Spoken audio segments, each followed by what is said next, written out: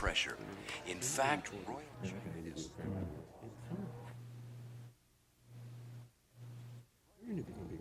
Royal China. In our generation, though. I guess. Traits and facts of life. A very special pair of Levi's jeans. You'll find a very special symbol, a red tab. The color of a blue jean legend. A legend of fit, comfort, and style. Of durability, not just promised, but proved. It's a legend that hasn't changed in 132 years. Cast in these rivets, pockets, and seams. Be part of the legend. Ask for Levi's red tab. The jeans are blue. The legend is red. BCTV,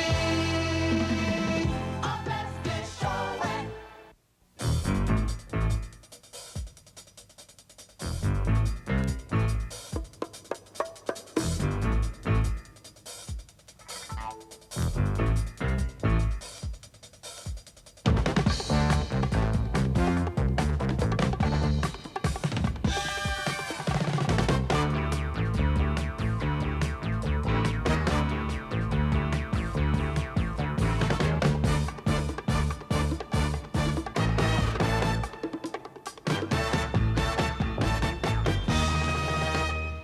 Guess who came to town yesterday? The Prime Minister of Canada, whom everybody on the West Coast loves to hate.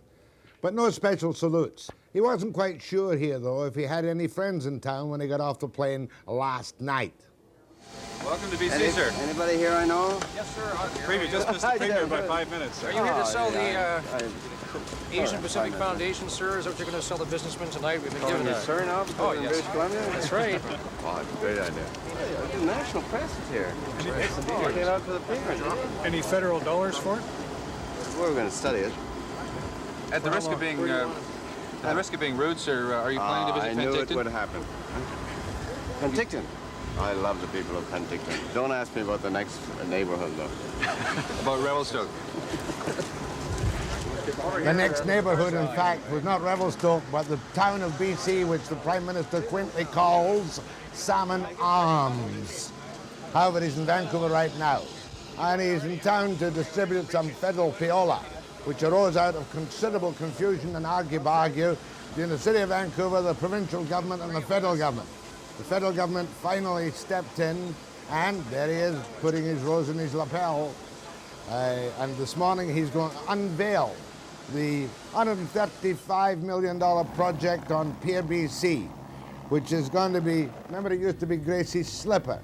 Now it's going to be the Canada Place Federal Government Expo Pavilion for 86 and facilities for 5 cruise ships at long belated last if it goes ahead without any more nonsense. That's one thing. And then this morning we're going to tell you about the gold rush for pay TV. And the man whose company holds the franchise for the national pay TV, Don MacPherson. At one time a big shot in CBC, CTV, Global, the lot. And now he's going to give us all these Yankee movies and made in Canada Yankee movies if we can afford to buy them. On the program too this morning is a man who just gave me a piece of incredible trivia. For every pound of human flesh, no, I'm not talking about Ross Hall yet. This is Ross Hall. Back to Ross Hall. This is Ross Hall from McMaster University, who is an environmental expert on pesticides, thee and me. And the trivia I picked up from him is a bit frightening. For every pound of human flesh on this planet, there are 200 pounds, 20 pounds, 12 pounds of insects. So if you take Webster at 200 pounds, somewhere there are 200 times 12, 2,400 pounds of insects, some of them pests. I'm not talking about humans, I'm talking about insects and other things. What else are we going to do this morning? We'll give you an ENG report live from the waterfront as Pierre Trudeau unveils the plans and the models for the Canada Place harbour facility on the waterfront in Vancouver. But first for pay TV and Don MacPherson after the break.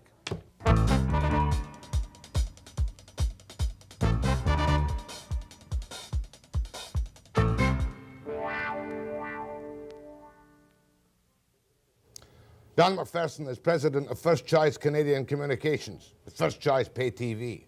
They're the people who are going to supply pay TV to all of the cable systems in Canada. Am I correct? Correct. And here you're coming at a time when everyone's anticipating that 3 or 4 years down the road, we shall each have our little built-in satellite dish, and you'll be competing against 200 satellites from all over the world. Can you possibly survive down the road? Well, you won't be competing with 200 satellites around the world. You'll be maybe competing with 30 of them, but not certainly 200. The other thing is that our service will be as good a service as what you'll get coming down off the satellite. Why put a dish on your roof, which will be expensive? You have to have an absolute clear line of sight to the southwest, or no, to the south from here, but southwest from Toronto. You cannot have a tree in the road. You cannot have a building in the road. You can't have your next door neighbor's pool shack in the road. Otherwise, you won't get the signal. Now, I'm looking for incredible technological advances. We've even got a minister here in British Columbia who can make a satellite receiver out of a piece of plywood. Sure, that's possible. And, I mean, obviously, the communications revolution is going to be something which will perhaps even wipe out networks in the years ahead. No, because someone's going to have to supply that programming. Someone's going to have to supply the so-called software, the programming for all those satellites, and that's the business we're in. We're program suppliers. Okay, now you have a contract with the CRTC. You have a license. License. What is your function as of February the 1st when you go on the air? As of February 1st, we'll supply a signal all across the country in French and English, 2 services, 24 hours a day, entertainment, 70% movies, 30 to 35% specials, sports specials, variety specials, docudramas, dramas. The only thing we won't do is news and current affairs. So you'll be an entertainment channel purely and simply. That's right. And you are required only have to have 30% Canadian content. At the start, we have 30% Canadian content. February 1st, 1986, 50% Canadian content. But that merely means that you employ Americans and enough Canadians to make cheap pay TV movies to fill your contractual demands. Well, if you make cheap pay TV movies, you're not going to keep your subscribers. It's entirely different than conventional broadcasting. I have to provide a service that you're prepared to pay money for every month. If you don't like what you're watching, you phone up and you turn it off, and it's called churn. That's what happens. So called what? Churn. I don't know why it's called churn, but it's jargon from the States. I think it's pay television executive stomachs churning when the people disconnect. Now, but if I want to disconnect from you, I've already contracted with you. Can I buy you 1 month at a time? You could, through your cable company. Will my cable company sell it to me 1 month at a time? That's what you better talk to the cable company, because they're the retailer. Oh, no, I want to talk to you. Oh, you can talk to me, but the cable company is the retailer, Jack. I don't sell directly to you. I'm a wholesaler. I sell to the cable company will contact you and will offer our service. You contract with them. Now, how much is it going to cost then? You must know the cost. $15.95 a month. $16 a month. $16 12, 6, 2, 7, that's $200 a year. Right. For one pay TV channel. Correct. Now, there are other pay TV channels which we're also going to get. There's a multilingual one in BC, and there's also the C channel, which is a cultural channel. Oh, the cultural channel. Well, who's got that one? Edgar Cowan. You know Edgar. Is this a kind of second-hand CBC, the culture channel? I don't want to talk about Edgar's channel, but he hopes to provide, he feels there's an audience out there for a cultural channel. Okay, so $16 a month to you, $16 a month to cultural channel? I don't know what his prices are. It'll be in that range. $8 or $9 or $10 for my cable, and the cost of all the converters. It's going to be expensive. Good value for money. How much does it cost you to go to a movie right now? I don't go to movies. Well, and how much would it cost for a family to go to movies right now? I don't know. In British Columbia, they can barely afford to go to movies right now. $25 to $30 an evening. By the time you pay babysitters, by the time you pay the parking, your gas, the tickets themselves. So you see one movie.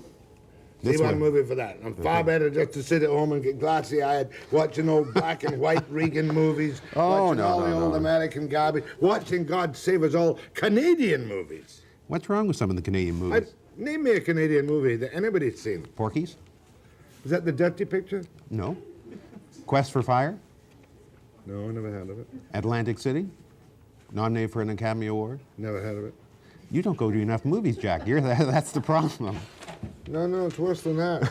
It really is worse than that. I notice your big billboards around town. You've got Paul Newman, Burt Reynolds, right? Yeah. Nothing but first-run movies. Is that what you're telling us? We'll be running 16 first-run movies every month. There'll be lots of other movies on, second run and third run, but you will see all the first-run movies. And lots of black and white? No, not a lot of black and white. You may run a Chaplin Festival. That might be more to your liking. You begin to sound like PBS. No. PBS runs some great for free. Well, people give them 25, 50 bucks a year. Yeah, they get more money from Vancouver than they do from Seattle. Sure they do. Now, I wonder why that is. I don't know. I think that there is an audience out there. But remember, PBS at its top in the States never got more than a 2% share in the States. Now, the big thing in this town right now is red hot video, dirty pictures. They keep on blowing up the stores, I understand. Well, burning the odd one now and again because of the incredible moral rectitude of the people in this part of the world, and I'm only joking. Will you be running restricted movies? We will run R-rated movies late at night, 10 o'clock. We will not run hard porn movies. We will not run the movies that you're buying, I take it, at Red Hot Video. I'm not buying them. You're not. But you will run restricted movies. Yes. That's soft porn. No, I don't call it soft porn. There's various levels, but we'll run movies that appear in the movie houses with an R rating. With an R rating. Okay, 24 hours a day. Now, I have another problem, Don MacPherson, and I've known you for many years, and I'm quite angry at you. I recently bought a new television set. That's not my problem. Talk to the television set And my manufacturer. television set has a built-in converter for which you can program to pick up the extra channels. Correct. Like Knowledge Network in British Columbia, and like what's the other one we watch? Knowledge Network, we'll see. Now, I can't get your pay TV on my television set. That's right. You want me to buy a new set? No, you can buy a converter and just put it on top. And Oh, now we've got $16 and $16 and $10 in my converter. What's my converter going to cost me? A converter in Toronto, I don't know the prices here, a converter in Toronto would cost about $100. You Easterners are all the same. I know. Come We're out here, terrible you- Central Canadians. That's right. And you certainly were part of the media mafia. There's no doubt about that. Now, okay, $100 for my converter. So I'm in for $300 right away for my... Sure. It's cheaper than going out right now and spending $2,900 to buy an aerial or a dish like just outside the window here. There's a great piece in the Hollywood Reporter, which you've probably seen. Oh, yes. The adage among American pay TV producers is go north, young programmer. Because the gold is to be made out of the quickie pay TV movies they're going to make for you. They didn't say quickie pay TV movies. No, I said Yeah, quickie that's pay TV that's your movies. line. Well, they made one here the other day called Shaft of Love. The Shaft of Love. Must have taken them all 3 days to produce it. Yeah, but that wasn't a movie. It's for television. Yeah, it's a stage show, shot for It's a television. drama. Yes, It's the kind of thing you would run. we have licensed it What's your movie? for Canada. It is, For Canada. but it's not a movie. It's a television show. There's a difference.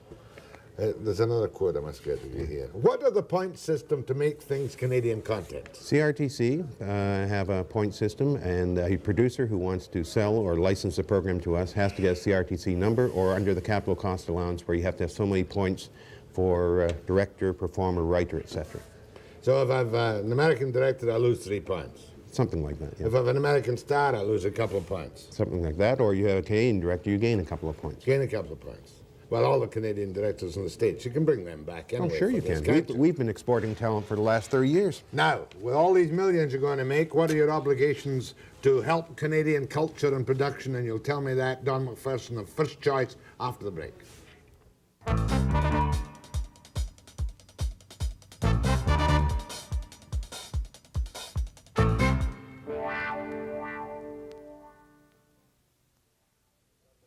Now, what are your obligations under our compulsory culture content in Canada? What do you have to do with your revenues? Okay, under our license, we have to spend 45% of all our revenue coming in from the cable companies on Canadian programming. So if 2 years out, we have 1 million subscribers, that means about $45 million going into Canadian production. Just a minute. Your gross revenue. Gross revenue coming in from the cable companies You have to take 45% of that gross revenue And spend it. and spend it where? on Canadian production, How? licensing programs. In other words, people will rush up to you and say, I want to make a movie. Possibly, yes. And you'll give them money to make a movie. Yeah, we'll give them a commitment to make for Canadian rights for that movie, yes. And this is going to put $45 million a year into a burgeoning film industry. This is the plan, isn't A it? slow build, yes. Do you think it'll work? Obviously. I wouldn't have gone into it if I don't. Look, I don't see any problem about producing quality programming in this country. We've been exporting that talent for a long time. You and I talked about it a little bit earlier. Right. The thing that's been missing is the economic side of the equation. There haven't been enough dollars available to produce the programming. What pay television can do, and not just us, the other licensees, is put a base in to provide an industry. The relationship between you and the cable companies is purely contractual. That's right. They must take your service? Well, no, we have contracts with them all. They all want to take our service. But in effect, it's like a wholesale retail. It's almost like I'm a drug manufacturer and I'm dealing with a drugstore who has to retail the product. And must you supply a French service as well as an English service to all cable companies? Any cable company that wishes it. That wishes it. That's You've right. got to have that service. We in have air. the service. We have the service. Now, does your service come by satellite? Yep. Annex C, which was launched. It was launched there the other day. Yep. Now, are you going to give us a taste test of your product before we have to commit ourselves to buy it? In Yes, other sir. words, can I get a free month of pay TV before I have to pay you? I doubt whether you'll get a free month because of contractual arrangements with the studios, but sometime mid-January we'll be providing some test periods so people can look at some of the movies, uncut, unedited, and without commercials and what have you, to get a feel for it. Now, 30% must be Canadian by the defined By content. license, that's right. The rest can be anything for the first That's 2 correct. years. So that means it'll be 70% American. Perhaps 60% American Oh, and and 10% 10% British. British or Australian. They make good films. How about commercials? There No was a commercials. rumor that you're going to put in some commercials somewhere along the line at the end of movies. No commercials. You don't need the commercial revenue. We can't put them in because our license doesn't allow it, but we don't need the commercial revenue. What we do is have a direct relationship through the cable company with our customers. We know who our customers are. We can talk to them almost. Mind you, the pay TV I've seen up to now in Hawaii or in California sure as hell doesn't impress me Why? in terms of the movies. I've generally seen them all before. You said you'd never go in movies. I'm talking about pay TV No, I realize in what you're saying. motels or hotels in California or Hawaii. Where did you see them before? On a satellite. Oh, before the war, they're so old. Oh, my God. John Wayne Theatre, you know, and Ronald Reagan and Bonzo. How many of them are actually going to be first-run, honest-to-God, real major movies, like Burton Reynolds? I would think that there are about 25 to 30 of those made every year in the States, and you'll see all those. You'll see every movie virtually that's made by the major studios, both in Canada and the States and Australia and Great Britain. And you have these commitments now? We're in the process of locking them up. So you buy them for a one run, or whatever run you have? We buy them for a window of over a year. And once we've bought them, we can run them a number of times over that period. And one of the advantages of pay is that you get a pay guide at the start of the month. You can then look through, and if it's going to be on a Sunday night, and you're going to be out Sunday night, you can see it's going to be repeated on Wednesday, it's going to be repeated on Sunday afternoon, following week. You can select what you're going to watch. If you're a stay-at-home, you're going to see the damn thing 4 times in a year. Well, it's a very delicate balance, but I mean, but it does work. Mind you, I still have I can always turn to PBS. Sure, or CTV, CBC. or CBC.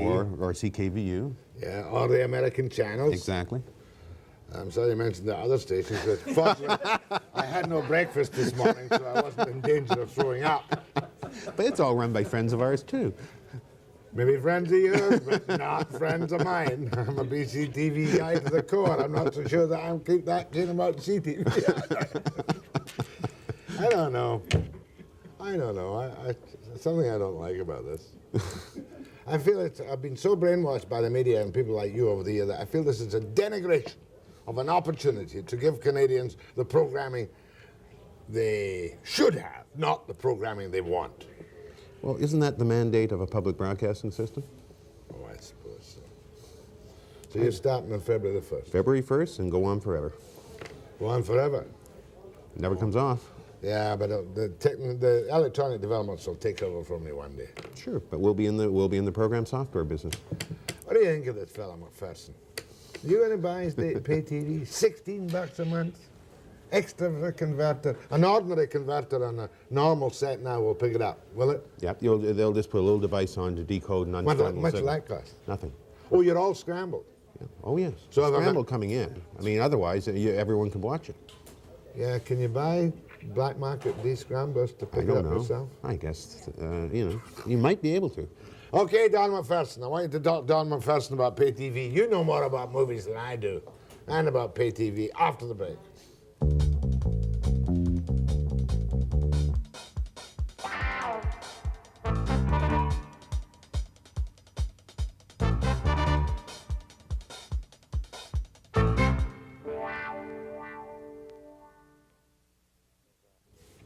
Well, Don MacPherson is the president of First Choice pay TV. Call it pay TV, that's what it is. No, but there's another one as well. There's this guy who wants to sell us the cultures. Oh, C channel. C channel. Mm-hmm.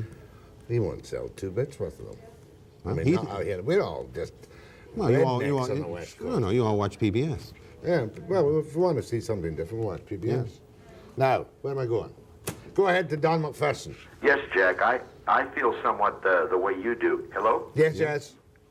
Carry on. What's happened to him? Oh, I'm right here, Jack. Well, speak up. All right. I feel somewhat the same way you do about this business of the TV coming in through a wholesaler. It's shades of the marketing board, egg marketing board, BC fruit people. In other words, we are going to be pushed into a situation where what is going to be given to us and what we have to pay for it is something that we are strictly have no control over. And if we pay the $16 a month and we don't like what we get, surely the cable vision companies are going to be charging us for a connection and disconnecting us. And the whole thing, somehow or other, is it's just not right. It smells of government regulation, doesn't Exactly. How else would you get the signal delivered to you? Well, I'd rather go with a satellite dish. You've got $3,000? Sure. At $99 a month. I saw it this morning in the Daily Province. They were advertising at $99 a month to own. You know what size you would have to have? Well, I don't know what the size of it is, but they say I can get 24 channels on it. No doubt that if I pay a little bit more, I can get more. But the thing is that I have a choice. In other words, I'm not being regulated by anyone to say that I can watch this or I can't watch that, and I have to have Canadian content. And mind you, there are a lot of good Canadian programs, but a lot of the programs are garbage. it? Okay, we'll put him down as doubtful. No. Will you buy pay TV from this man, MacPherson, through your cable company? My caller too now? That's you? Yeah, I think he's pricing himself out of the market. I don't see any reason why there has to be a middleman wholesaler. Right now we get 15 channels for $7 a month, approximately 15, and he wants to charge $15 for one more channel. But those channels that you're talking about, those 15 channels, are supported by advertising. You watch movies and they're cut up and have commercials put in. Yeah, but after you've seen your 30 movies of the year, I've already seen them on renting films from the film companies. I can subscribe to this thing down in the States for $20. Why do I have to pay $50 here for 3 channels? Well, the situation is very simple. Did we not talk to you yesterday on a radio show? No. No? Okay. Because it was exactly the same comment. The reason you have to do it up here is that we have a very small market. Down there, you've got a huge market. Up here, you have a small market. Our overhead costs, our production costs, our delivery costs are identical. So it's a problem of market size more than anything else. If you bring your prices down, you'll have the masses, you'll have the market. But if you keep your prices high, you're going to have a minimal amount of subscribers because a lot of people won't be able to afford it. Thank you. Who sets the prices? Is it the CRTC? No. An application from the cable companies? No, we negotiated the prices with the cable companies. Good. Go ahead, please. Is there going to be any educational television through your service at all? Like, No, it's an entertainment channel. pardon me? It's an entertainment channel, that's all. Okay. Good, that's a fair answer. Go ahead, please, to Don MacPherson. Yeah, I was wondering, okay, like you say, if we got a built-in converter in our set, we'll have to hook up another converter up to our set in order to get your pay TV. And I was wondering, we're going to have a little black box hooked up to unscramble the pictures, aren't we? That's right. Yeah, and I was wondering also, are we going to be having any MTV or sports channel or Madison Square Gardens channel or anything like that? There's a possibility. There was a public hearing in Ottawa, went on, I guess, over the last 3 days where they were discussing it. I would think that you might have that kind of tiering, the ESPN, the CNN, and superstations coming in here on a tier probably about a year and a half or 2 years' time. Explain that to me, please. We're getting you for sure, and you're going to give us 24 hours a day, good movies, you tell me. We'll accept all that, 30% Canadian content. Right. Now, what is this tier you're talking about? ESPN? Well, down in the States, you now have 24-hour sports service, 24-hour news service. You have superstations from Atlanta, Georgia. You have the USA Network. It's burgeoning all over the place down in the States. There's pressure from the cable companies and from some people in this country to have those services. They're the services that come in on the dishes, like the one outside there. Right. Now, what the CRTC is looking at, what the government is looking at, is allowing those services to come in, perhaps come in through BC TV. BC TV would then take the news service, Canadianize it, put in some Canadian news, and then supply it to the cable companies. That's what they're considering. Oh, I see. Same thing with sports, same thing with... But they would never be in a position to come down from a satellite into our cable system, would they? Well, there's some chat about that, but as long as we're regulated, I don't think that's going to happen. And you wouldn't want that either. I don't think we're going to have any problem in competing. Okay. Go ahead from Nanaimo. Hello, Jack. I'd just like to say that where I live is a small community up north, and we already have reception of the HBO channel there and numerous other channels. Do you like HBO? Well, it's not that I like it any more than I do the one they call a movie channel, except Right. that, you know, they play a lot of first-run movies on the HBO. Right. And, of course, there's no commercials. Right. But it tends to get pretty boring after a while. I mean, you see the same ones over and over. They just can't afford to put on first-run movies or even only-run movies or just different movies all week long. And I can't see that $15 a month just for one channel, you're going to get too many customers. Like, you pay $15 a month for the cable and $15 a month for you guys, and then a couple more bucks a month for this, that, and the other. Just a minute. Where are you talking about up north? Well, I live in a place called Kitsalt. You may have heard of that. In Kitsalt. Is that a camp satellite or a community satellite? Well, it's community. The town site has 2 dishes. The town site has. Much obliged. Go ahead, please. Yeah, Jack. Good morning. Morning. One question. Is there going to be any advertising in this pay TV? No advertising on the channel at all. Okay, thanks very much. Go ahead, please. Good morning, Jack. Morning. Yes, what I was wondering, we were talking earlier about the mid-band converters for people that have bought brand new sets like yourself and myself, incidentally, that bought brand new sets with the mid-band converters installed. The gentleman never really did give a satisfactory answer as to why, from a technological point of view, why we cannot purchase his service without having to buy an extra converter. It's as I understand it, I'm not a technician and I don't really understand the technology built into those mid-band converters in the sets. As I understand it, the decoders cannot be put on those converters in the sets. That's all I can really tell you about. I think if you have further questions, you should contact your cable company. Yeah. Well, because, from my point of view, I think that Jack, probably like myself, spent almost $1,000 to buy one of these sets of mid-band converters when they bumped a lot of our American channels, the CRTC. You're going to lose an awful lot of potential subscribers because people aren't going to be willing to put out $1,000 for one of these sets. And then if they are considering buying, it's only what, $50 for $100 for the converter. Exactly, $100 for the converter on top of the $1,000 you bought for your set that had a built-in converter, so you didn't have to have an extra hunk of machinery sitting on top of your set. But obviously, you want pay TV.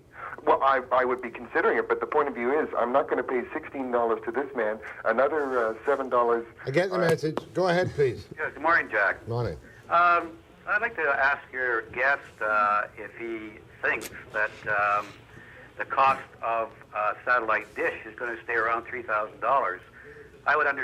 My understanding of it is that as you said, the technological advances are going to bring down the price considerably. Plus the government's change in the regulations that they are not going to go after the private citizen for the use of such a dish. There's going to be more and more and more of them used all the time. Except the signal is going to be scrambled.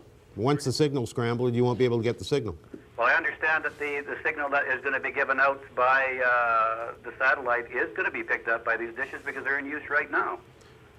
I can get into you in some detail, but the signal that we're sending out cannot be picked up by the dishes now because it's on a different frequency. Well, I'm not talking about pay TV. I'm talking about the other ones, the satellite that's available for these dishes to be used. To use. Yeah, let me tell you though that HBO and the movie channel and Showtime, all the pay services are going to be scrambled within the next year. All of them. All of them? Yes. Good. Well, there'll probably be a market then for bootleg descramblers, but at the moment you've got to buy the descrambler for the back of your set. That's correct. From the cable company. That's right. Not from you. Right. More with Don MacPherson. Burton Reynolds, he ain't. Paul Newman, he ain't. But he's going to peddle them on pay TV after the break.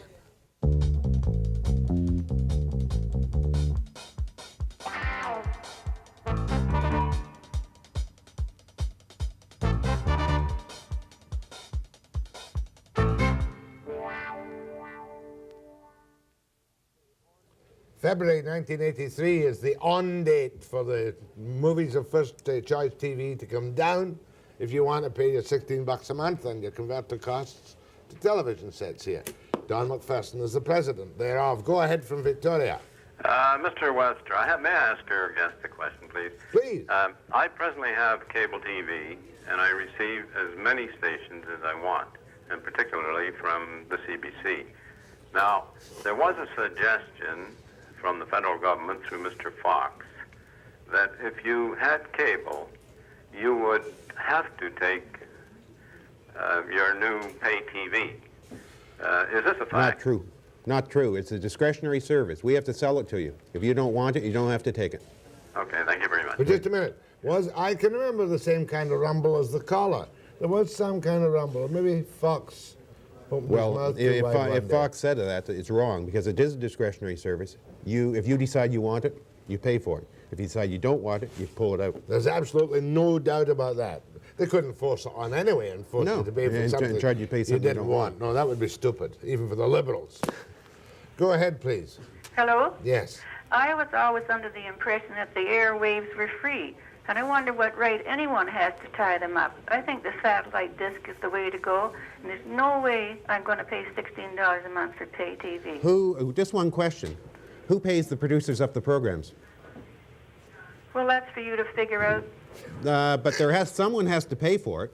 I mean, if you go to a movie, do you pay a fee? Well, what's wrong with the satellite disc? You still got to pay for it. Someone still has to pay for the programming. And you still got to buy a satellite dish, and you still got to buy a television set. No, that's stupid. Don't need that this morning. She's just trying to be awkward to you. Go ahead, please. Hello? Yes. Is that me? Yes, madam. Are the same channels going to be available to us that we have now? Will it affect the present cable service, you're asking? Yes. No. Not in any way. You'll have the same channel. People that have converters, they can get a much better choice of movies than if you don't. That's correct. And it's actually, I think it's so unfair because it's the people that can least afford it that need television that are going to be restricted. Because of money. Because of money, yes. That's the point. Like senior citizens and shut-ins like that. I mean, it's so unfair to the people in the lower income bracket.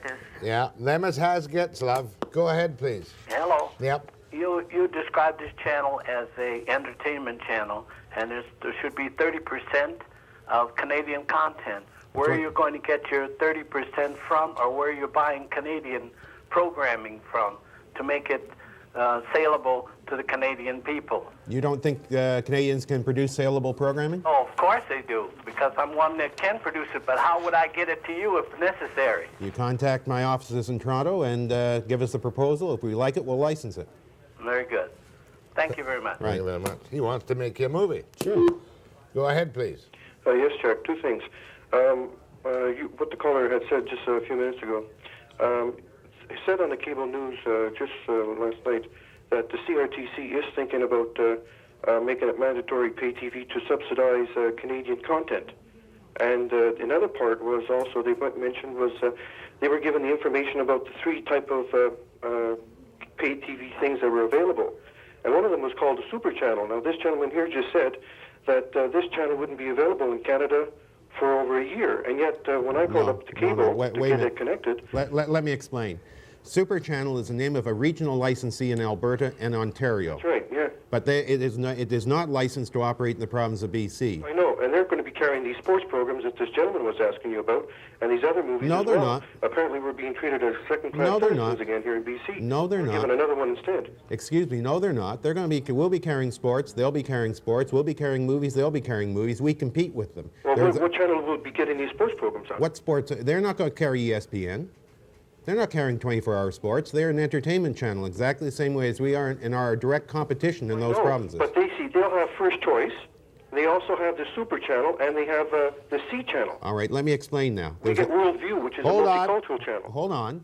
There is a call for applications for regional licenses at the present time, and there's a hearing in this city on December 14th or 15th where the CRTC is going a hearing to license a regional service here as well. So it will come on the air probably sometime next fall. Okay, now let me get this clear. Don't go away, caller.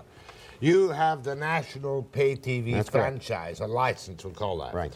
You're going into every cable company that wants you across the country in all provinces. Right. Right. C channel is Same thing. Cultural channel, but right across the That's a country. national channel. That's right. And somebody's betting dollars that they can sell that one. That's right. Now, at the moment, we also have a multicultural channel Here in BC in called BC. World View. That's correct. Is that correct? Mhm. And that's going on presumably at the same time as you. Yep. Or somewhere near there. Yep. Now, there is a regional license there In for... Alberta. In Alberta. One in Ontario. Ontario. One in the Atlantic provinces. Right. And a French one in the province of Quebec. And where's the regional license for BC? That's why I was saying there's a call for applications, and there's a hearing with the CRTC at the Hyatt Hotel here in Vancouver in the middle of this month. And what are they aiming at? Are they aiming at an entertainment channel? Entertainment channel, same as ourselves. I'm sorry, I didn't clarify that with you earlier. So therefore, I'll have my cable service if I want to get everything. Yep. I'll have my cable service, then I'll have first choice at 15, 16 bucks a month. Right. My regional channel at 15, 16 bucks a month. My C channel at 15, 16 bucks a month. And my world channel, if you want, which is multicultural. Right. Multilingual, really. Multilingual, I mean. Right. Now, are you therefore in competition with the regional carrier who is yet to be appointed? Yes, very much so. And did not our man McGeer, our Minister of Technology and whatnot, is he not also receiving applications Yeah, for cable? I think there's a Public Utilities Commission in this province which is receiving applications to operate. Whether or not he could ever connect this additional provincially licensed one into the cable system is something for... That's something that has to be worked out in the courts. Worked out in the courts, because it's the feds say this is our That's jurisdiction. right. Quebec and BC say it's not your Virtually all the provinces. Virtually all the provinces say the thing. Well, that was useful, that. That was a very useful call, just to get the picture complete. From Rosedale, BC. Hello, Jack. Yes, ma'am. Good morning. Does this gentleman, your guest, have any jurisdiction over the outlying areas for cable television? We live in an area where 8 miles away there is a cable television office, and we live 1 mile with either side of where it runs, and we still cannot. There's 12 houses on our road. We live in a rural area. No. That's Still entirely cannot get cable television. That's entirely up to your cable operator to extend his service. If you got cable, would you buy pay TV? No. Why not? I'd have a dish. Well, what you need cable for? You don't need cable if you're going to have a dish. Well, I'd rather have a dish. Why should I keep putting my money after a dead horse? Well, you're talking nonsense, love. Why would you want cable if you are going to pop a dish? Well, we've tried for years. No, enough. She'll go on forever. Go ahead, please. Good morning. Morning, ma'am. Mr. Webster, I would like to ask your guest, how about these old people that are on pension that they can't afford to pay $16 when they have to pay rent, food, and pay $16, and TV is their best thing in the house? Well, all Mr. MacPherson can give you is sympathy. I'm going to hang up and I'll listen Okay, to... my dear. This, of course, diffuses the problem, but this is a free enterprise business. If you've got money, you get it. If you haven't, you don't. Unfortunately, that's it. I have to buy the product, so I have to have the money. Not blaming you for it. Go ahead, please. Hi, Jack. Yeah. How are you today? Good. Listen, I don't watch commercials myself. I'm sitting here on my couch with a remote control, and every time there's a commercial, I just flip to another station. You traitor. Well, that's too bad, Jack. I know you don't need the money anyways. But the station does. Jack, the fact remains, there'll be the day when I pay to see television. There's just no way. As far as I'm concerned, he looks like a nice guy, but he can put that cable or whatever he's got. No, that's enough. Go ahead, please. Go ahead, please. Hello? Yes. Hello, will we be broadcasting with simultaneous stereo FM, local stereo? We'll supply, the service will be supplied in stereo. What the cable companies do with it, if they have the facility supplied to your home in stereo, yes. Okay, thank you. Thank you. Go ahead, please. Where am I going? Hello, is that me? Come on. Yes. Where am I going? Go ahead. That's you, ma'am. Hi. I would just like to make a comment. I will gladly pay the money to watch a show that I'm not continuously interrupted with commercials. Thank you. Thank you. That's a positive one. Yeah. You have more friends than you imagine, I should believe. My thanks to Don MacPherson, President of First Choice Canadian Communications Corporation, Pay TV. Well, I must go find somebody who's got it to go watch your first day's programming. And then decide. And then decide. Right. Now, people should have a chance to watch before they buy. Well, cable companies will go through something like that, where maybe one day a month or something like that, as they get up and into their selling techniques.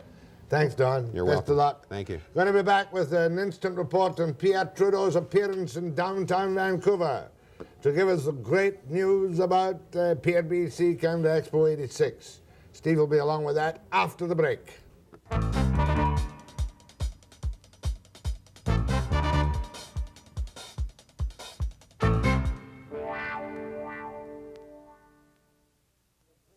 The ceremony is actually complete in downtown Vancouver on the desolate old waterfront of Pier BC. Reporter Steve Wyatt was there this morning as Pierre Trudeau did whatever he had to do to tell us all about Pier BC. That's right, Jack. And here's the ceremony. Jack Austin and the Prime Minister were there to officially unveil the new concept for Pier BC. As you can tell, it's made up a series of billowing sails, as they call them, on the front. It almost looks like a big ship itself. It will house the Trading Convention Center, which will open in 1987. First cruise ship facility, and then it will be the Federal Pavilion at Expo 86. That's better. That gives us a better idea of it. Looks like a ship with a funnel and billowing sails in the front, and this is on the old Pier BC wharf. That's right, and that's a hotel in the background there. Hotel in the back, oh yes, that's the cruise facilities in the front with the billowing sails. Places for 5 ships with a hotel, and I see a promenade behind it that will lead up to Project 200. Over the railway tracks, over the airspace of the railway tracks in the waterfront. It's not unlike the original concept of the Grace McCarthy. It's really not that much different, Jack, no. But it is spectacular. You can see how it's going. Where was that ceremony, quickly? At the Hotel Vancouver. Hotel Vancouver. I thought it was in the waterfront. And all this sort of inspired the Prime Minister to provide a little bit of philosophical inspiration on the nature of the West Coast. Words which go back to something that struck me last April when I was on the Pier BC with both of you, and when we were putting up a plaque, I remember, indicating where the thing was going to take place, and it was a beautiful day with the snow-capped mountains in the rear and the sea out in front, and a beautiful city. I always find it exciting to be at a place where the land ends and the ocean begins. And particularly when that place is where the rails come to meet the sea. In a sense, you feel that the country was finished here. It happened. It was pulled together at this particular place. And when that stage of our development took place a century ago with the rail meeting the sea, at that time it was, I understand, to bring the silk and the tea from the Orient to be transloaded, brought by rail across the country, then shipped to the Atlantic, across the Atlantic to Europe. And that was an important stage in our development. But now with this project, it's symbolically measuring the beginning of another stage when we will have reached the high technology, the sophistication which permits Canada to become whole in another way. Not only it is whole in itself, but it is beginning to reach out beyond. Delighted to learn that Pier BC is going to be in the Vancouver waterfront where the land meets the sea. So to speak. But just before we talk about any facts about the thing? How many jobs? I was hoping he was going to talk about the economy. Well, according to Senator Austin, it's going to create 5,300 jobs during construction. He estimates 2,200 permanent jobs. This is for a $134 million investment provided by the federal government. You remember that huge dispute a couple of years ago when the provincial and federal governments were at each other's throats deciding who's going to pay for the thing. Have you thought of a name for it yet? No, I wouldn't Let's touch look it. at that graphic. It might be better to see. Let's see the graphic. What could we call it? Don't say it. If the current economic situation keeps up, back to Webster, I have a title for it. Would I dare say it? Mutiny on the Bounty. Thanks, Steve. Okay. At least we covered it. It happened this morning. There it was. People have seen it. Sails bellowing in the wind or vice versa. And meeting the mountains or the sea or something like that. Sea meets the mountains. Right. That's what we learned this morning. That's it. And when the land stops, the water stops. That's it, yeah. The world is unfolding as it should, where the sea meets the mountains. Next, back to a kind of serious interview with Dr. Ross H. Hall, McMaster University, on the environment after the break.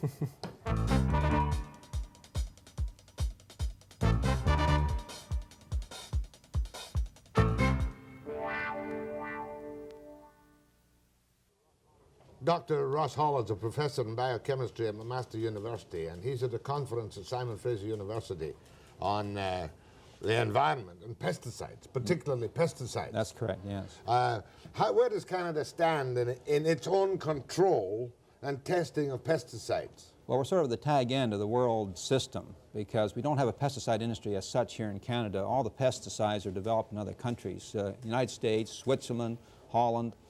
We just don't have our own industry here. So it's kind of like thalidomide in that we rely on testing in other countries, and after we have these pesticides in the countries, they may tell us, don't use them anymore, they're more dangerous than we thought. Well, that may be, yes, because all the testing is done in the United States or Europe. It's not done in Canada. We have no testing facilities in Canada for pesticides. Is that a bad thing? I think it is, in a way, yes, because a good example occurred recently with the IBT, which is International Biotest Company, which is, was alleged to be falsifying its test data. This is occurring in the United States, and the Canadian authorities had certainly no control whatsoever over the situation. It was only after the fact that they became aware that this was happening. Are you talking about Captan? That was one of the compounds, yes. A quarter of the pesticides used in Canada had been originally tested by IBT, and a lot of their data, as I say, was alleged to be falsified. It says here that 115 pesticides being used right now in Canada were approved on the basis of falsified IBT data? Well, that's correct, yes, but the Health and Welfare and Agriculture Canada, of course, has re-reviewed a lot of this information, and they're still in the process of doing this. Let's go back to basics. Yeah. I remember one that was outlawed, a very, very bad one called dioxin. Well, that was a contaminant of the herbicides, 2,4,5-T and 2,4-D, I believe. Is DDT now banned forever? Well, it's an interesting case. I think there's some very special uses that are still allowed in Ontario. Whether it's used or not, I don't know, but in general it's banned. But the curious thing is it's not banned in other countries, particularly the tropical countries. DDT is very volatile. It goes, it volatilizes into the air, and it goes up in the upper atmosphere. The currents bring it back to Canada, and it now precipitates. So we're getting DDT in our rain. Mind you, if you're living in a jungle swamp in Malaysia, where the rate of, malaria is incredible, the one thing that DDT did before and after the war was it wiped out many health hazards. Ah, yes, it did. I'm glad you put that in the past tense, because it is the past tense, because now all the mosquitoes down there are resistant to DDT and most other pesticides. In other words, you have these insecticide-resistant mosquitoes that have come back. Malaria is now becoming a serious problem in many of these tropical areas of the world. Well, why haven't you discovered a new non-toxic thing that will kill mosquitoes? Well, don't ask me why, but why has that not been discovered? It's difficult. It's impossible. This is just one of the defects in the whole system of trying to control pests with chemicals, because this is because insects just become resistant eventually. The pesticides are producing stronger pests. Very much so, you bet, more robust. Now, one aspect which intrigues me greatly is the question of how much of these, to use the hated word, carcinogens or health-damaging things get into our prepared food, or how much is put in our prepared food. Well, there's a lot of these things, because this is one of the worries that we now have. You see, the kind of testing which pesticides undergo in the past has essentially been acute toxicity. In other words, does the pesticide kill you right now? Does it make you sick and throw up? It'll make you sick and throw up, right. But that's not the real problem, except for people who are using or use it incorrectly. The real problem are the residues, which you just allude to. The residues percolate it through the soil, they get into the groundwater, they contaminate practically all our food products in one way or another. You're consuming constantly these residues or their breakdown products. Now, one of the problems is that these residues accumulate in your body, they constantly assault all your cells, and eventually there's a manifestation either in the form of cancer, if you're older, or if you're a fetus, in the form of a birth defect, or if you're a future generation, in the form of mutation. These are all things that are happening to all of us right now. You could terrify me if I listened to you much longer. But surely... Well, I hope I can sensitize you to the problem. No, but let's be sane. I mean, just let's think about it for a minute or two. You look at the average death expectancy, life expectancy of our particular society. 100 years ago, people would die at 45, 46. Only 2 out of 7 children lived. Surely, by and large, even with the effect of pesticides, that our health protection is better and longer than ever in the history of mankind. Well, I think our health protection is better with respect to 19th century health problems. We don't have diphtheria, we don't have TB, but we have a whole range of new problems which our public health authorities haven't really caught up with. But to come back to your life expectancy, if you subtract, see, these statistics really include childhood problems, and no question about it, childhood diseases have been wiped out. Very few children die of whooping cough or diphtheria today. So subtract the childhood. In other words, look at a man age 40 in 1900 and look at a man age 40 today. The life expectancy is practically no different. As a matter of fact, the life expectancy in farming communities would be better because they were the survival of the fittest of a selection of 15 humans. Well, I think that's probably true. Something to that, was there not? That may be part of it, I mean, some of the old Scotch people I know, you'd have to hit them over the head to get rid of them. Yes. They lived forever. But what's the answer now? Well, the answer is, you see... Do you want to go back to an organic world? Not necessarily, no. No, I think, well, all right, let's look at the problem. Not one pest has been eradicated or eliminated by pesticides, you know, in the last 50 years. They're all with us. In fact, we raised a lot of plants and weeds, in other words, and insects to pest status just by our use of these chemicals. I mean, to put it in my simple terms, cockroaches, lice, yes, bugs. Yeah, there's a whole range of these things. All of these things. Yeah.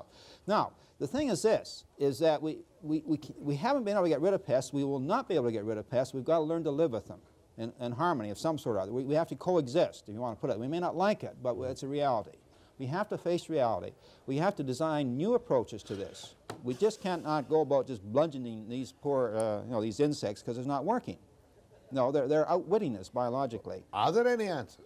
Oh, yes, very much so. What are they? There's a whole range of approaches which use biological controls. In other words, you use natural predators. Give an example.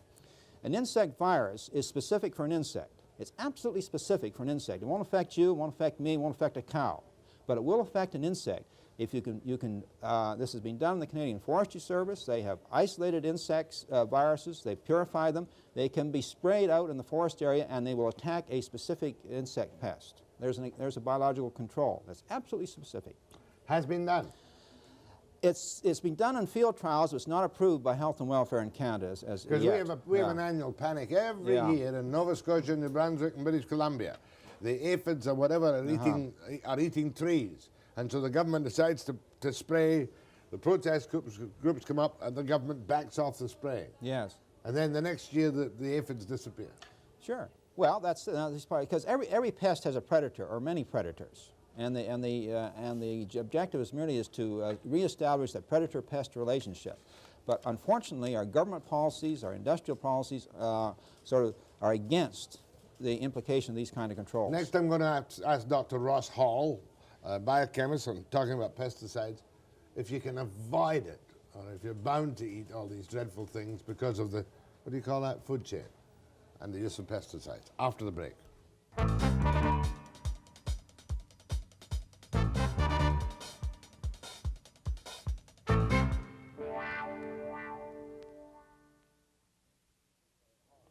Dr. Ross Hall at this SFU conference on pesticides. Is there any way the ordinary citizen can protect himself? No, well, I just saying... Poisons in the system. No, quite so quickly, but it's difficult because the food you eat is contaminated. Take apples or oranges and so on. The pesticides or fungicides will penetrate up to a centimeter into the flesh of the apple. So washing helps, but it doesn't get rid of the material that's inside. So there's that kind of contamination that you cannot deal with. I mean, personally. The only real approach that that can work for citizens is to be aware of the problem and to pressure I think the government and industry authorities of their concern. Well, what do you want to see done specifically? Well, the problem is, you see, I've just mentioned that there are biological approaches to controlling pests. They've been proven. Many have been developed here in Canada over the last 40 years, very effective. But the real problem is our government policies that really prevent the adequate implementation of these biological controls. It's just the kind of policies we have in our government, and these have to be addressed and changed. Should we have our own testing authorities? Oh, I believe so, yes. We don't have them now. Not whatsoever. We merely read the reports that come in from IBT. We may not know that some of them have been falsified. No, that's quite right. Okay it or not according to the IBT. Yes, that's Is that correct. an American government body, the IBT? No, that was a private company. It was a private company that was contracted to do this testing by... Do you eat apples and oranges? Yes, I do, and I must admit that it gives a little bit of twinge here, but I feel the nutritional value of a live apple or live orange outweighs the pesticide contamination. I just wish I didn't have to eat the pesticides along with these fruits. Well, all our vegetables are treated with some form of pesticides, are they not? Yes, very much. Several different types of pesticides. Remember the big fuss there was about the use of, was it D-stilbestrol to fatten animals? That's correct. Was that stopped? Only rather recently in the United States, and still being used in some extent. In fact, there's some real difficulties occurring with the use of these. The DES is just a female hormone, a synthetic female hormone used to fatten cattle. Still being used, DES or substitutes have been used in certain parts of the United States. And one of the interesting results is sort of a feminization of young men that is now prevalent in certain areas of the United States. Oh, give me more on that. Well, I'm only You're going by... not talking about San Francisco, for instance. No, you don't... Is that where you go? No, not me. That's where they all are, though. Oh, I see what you mean. Well, okay. Well, all right. The Queen City of the North American continent. Well, whatever. That's a whole different issue. No, but you said the feminization of young men. Yes, right. But you mean there have been medical studies which show that because they're eating beef fed with DES, right, or a substitute, or in other words, a female hormone, because they're developing female characteristics. Quite right. Yeah, they develop breasts and other female characteristics. Yes, right. This has been isolated. It's been identified, yes, in certain. But I'm only going by news reports. I don't have first-hand information. It's not an area of my study. Because you could kill the sale of beef in this town no time flat. But that just shows you, the problems you get into when you start using drugs. And pesticides are drugs, you see. They're drugs in the environment.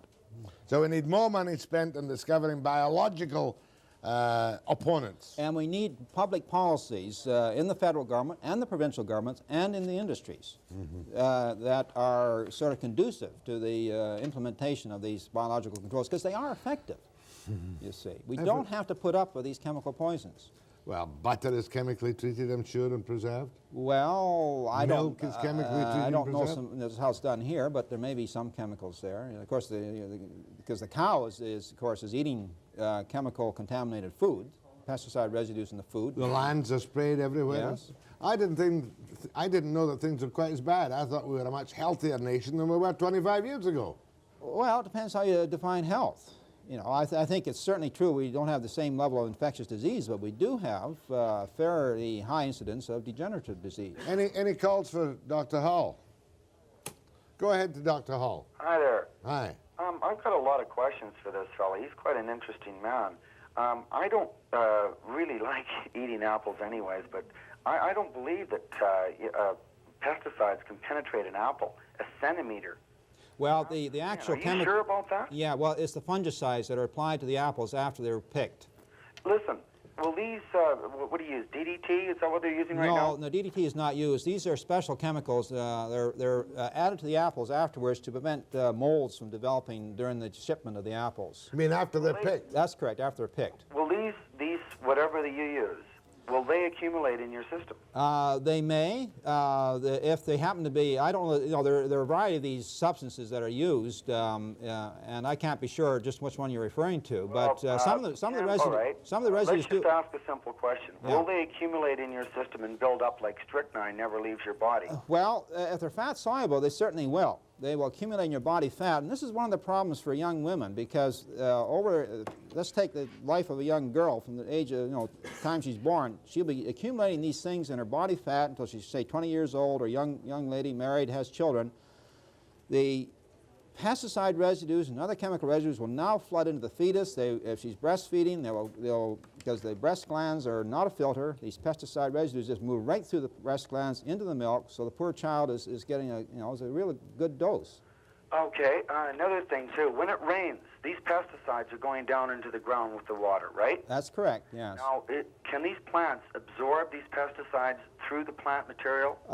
Some of the pesticide residues may indeed be absorbed, sort of systemic absorption, yes, that's possible. Not all of them, some of them may be. Well, then it's pretty damn obvious to me that we need an alternative. Thank you, sir. Thank you. Well, the alternatives are with us if we would just get moving and put them in place. Go ahead from Campbell River. Yeah, good morning, Dr. Hall. Could you tell me how we can control dog and cat fleas on the animals and in the carpets that they get in? These shampoos, these expensive shampoos. That's right, pesticides. Well, I think don't work all the time. Yes, I don't have a specific answer to that question because I'm not involved with a specific biological control for fleas.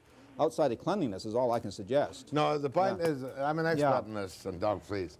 You don't have them in Alberta, Manitoba, or Ontario because the cold kills the fleas in the winter time.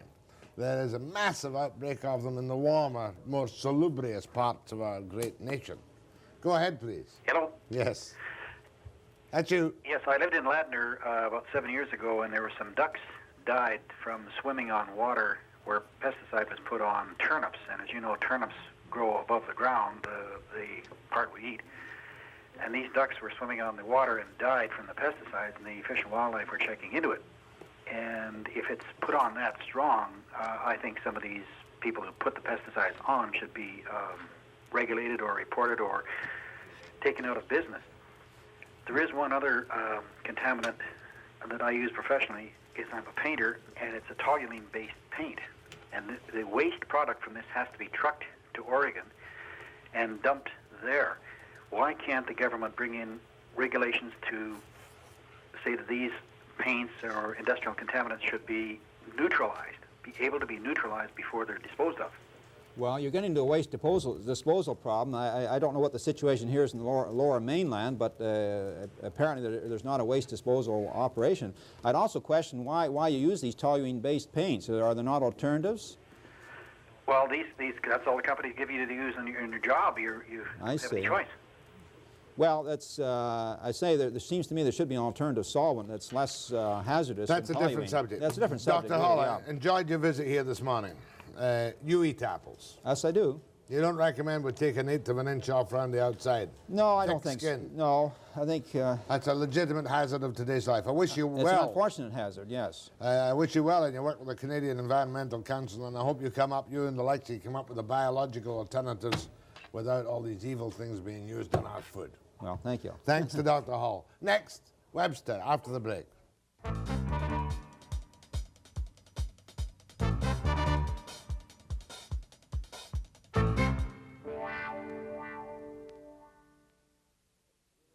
Except for Peter Pocklington, it's been a kind of serious week, I'll tell you that. And I don't think I do enough in the way for free-for-alls, to be quite honest. But I'm going to take a couple of calls, and then a very old friend is going to come and visit us. And if any of you want to record it, and I'm not going to tell you what it is, with audio tape or whatever you use, there's something worth recording for... What happened to my microphone? Somebody ripped off my microphone. Came up here, ripped off my microphone. I'll start again. It's been a bit of a heavy week this week, except for Peter Pocklington. So a few minutes from now, I'm going to put on one of my oldest friends, and thousands of people have asked me if they could tape it. Of course you can tape it and use it for your own use. But in the meanwhile, I'm going to take a couple of free-for-all calls, just so you can get your little audio tape ready to tape it. Go ahead from Kamloops. Hello, is Mr. MacPherson still there? No, he's gone. Oh, a couple of comments regarding pay TV. Yeah. Yes, I'm interested if I'm sure of a job, because it costs a family of 5 over $20 to go to a movie. Right. I'm wondering a little bit about a flim-flam on the cultural value of $45 million. 2 first-run movies very often get advertised as, $20 or $25 million value each. How many movies does he plan to produce with $45 million? I didn't even push that, because that's the kind of thing which just turns me completely off. A lot of it will be used for production of so-called Canadian films, which will be grade B American movies, perhaps, with the appropriate Canadian content. That's the kind of thing that this country insists on doing because it still doesn't feel it has an identity, and I think most of them are wrong.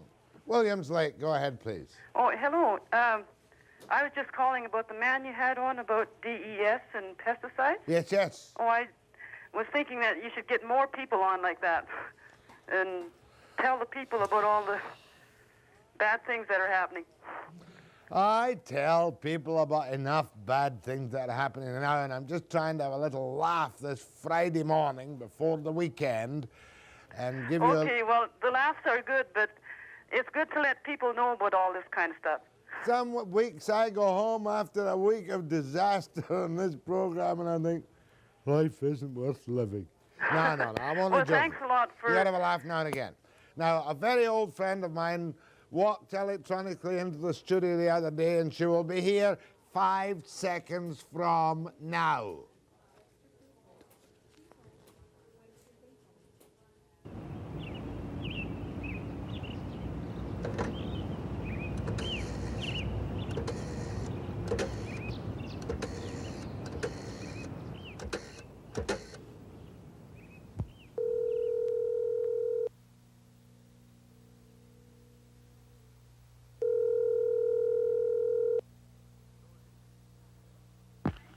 Go ahead, please. Hello? Yes, ma'am. Is this Mr. Webster? Yes, madam. I was told that you might help me find an address of I think you were interviewing Mr. Charlie Hunter, were you not? The editor of Longman's Publishing Company? I am at this very moment, Mr. Curly Hunter. Oh, Curly Hunter. We call him Curly because he's as bald as a coot. Oh, a friend of mine told me. Oh, that's funny. Well, aren't you listening to the radio, ma'am? I want to know where... Aren't you listening to the radio? Yes. Yes. You are you? Yes. Well, my friend told me to call you. I wanted to get this number of Charlie Hunter. Curly Hunter, ma'am. Oh. He's as bald as a coot. 55 Barber Green Road. Funny enough, Barber Green Road. He hasn't been in a barber's in years. 55 Barber Green Road, Don Mills, Ontario. That's the address? Yes, ma'am. How do you spell that? Barber, as in hairdresser. Oh, barber? Yes, barber. I can't say it the way you do, ma'am. Oh. My glottal stops are too prominent. Oh. Barber? Barber Green Road. How do you spell that? Green? Yes, as in pink. Green. G-R-W-N? Yes, ma'am. Is that the road? That's the road. That's the address? Yes, madam. What a strange address. Isn't it? Yes. He's a strange man. And what is Barber? That's the name of the road. Oh, Barber Green Road? Yes, ma'am. Oh, that's the road. Oh, yes, of course it is. Oh, what a long name. Yes, isn't it? And he's bald. Oh, bald as a coot. Tell me again. How do you spell that name? Curly Hunter, Barber Green Road, Don Mills, Ontario. Ontario? Don Mills. What's Art Mills? Dawn. You know when the sun comes up like thunder? Sure, that's my name. That's dawn. What, son of thunder? Dawn is my name. Dawn. Well, D-O-N, as in Don Juan. Don Juan. Don Juan. Juan? Don Mills. Mills? M-I-L-L-S, as in flower. Yes, Don Mills. Is that his name? No, that's the name of the house. What? What? Oh, I'm awfully muddled, aren't I? You're delightful. You and I must do a comedy act on the stage sometime. Yes, I have done that sometimes. I think you're pulling my leg. That's what you're doing. Huh? You're pulling my leg. No, I'm not. Okay, let's start again. Yes. Curly Hunter. Charlie Hunter. Curly. How do you spell that? C-U-R-L-Y. Curly. He's as bald.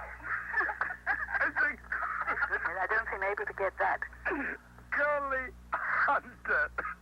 55 Barber Green Road, Don Mills, Ontario. Oh, my. Now I've got to... You phone the girl at the switchboard and she'll tell you. Thanks for calling, ma'am. Oh, my. It must have been about 15 years ago I took that call on NW, I think it was.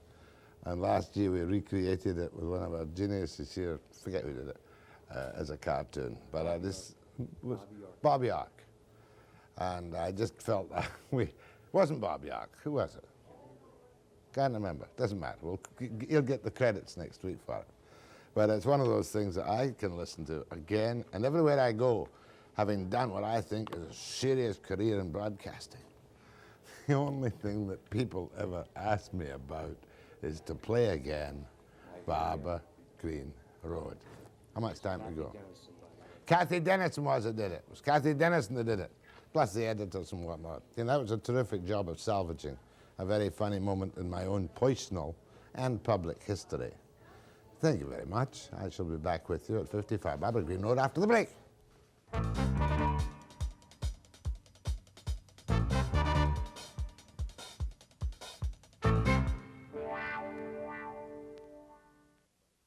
You see, the little old lady phoned me about Curly Hunter, bald as a coot, 55 Barbara Green Road, Don Mills, Ontario. What's Odd Mills? Don Mills, Ontario. Monday morning, we're going to talk to Ian Gray, the president of Canadian Pacific Airlines, and we'll have a peripatetic visit from Sven Robertson, NDP. He's quite bright, you know, all things considered. And some other stuff, too. Webster, Monday, 9 a.m. precisely.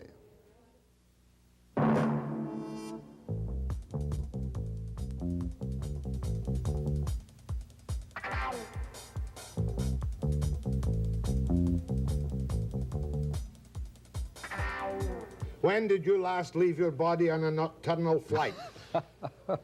What a lot of nonsense. No, don't give me that nonsense. Fotheringham, Newman, that's you, is convinced that he leaves his body on nocturnal flights to visit the pyramids, swooping down the length of the Nile, touring the towers of the Kremlin. Now, is that a figment of Newman's imagination? I believe he read that somewhere. Is that untrue? Yes, it is untrue.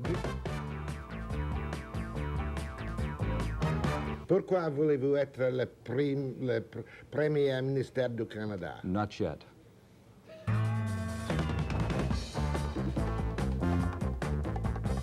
If Pocklington was in power or even campaigning for office, what would he recommend as the cure for Joel Bell, Lalonde and the boys, these policies?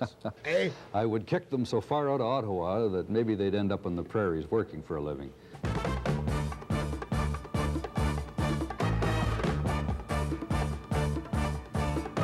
Are you a guy who is a soulful believer in destiny? Yes, I certainly am. And you are a bit of a psychic, aren't you? Touch.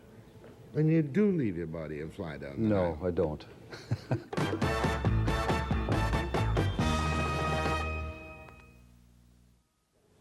All About Pay TV with Webster on Check at midnight. All About Pay TV on Webster with Check.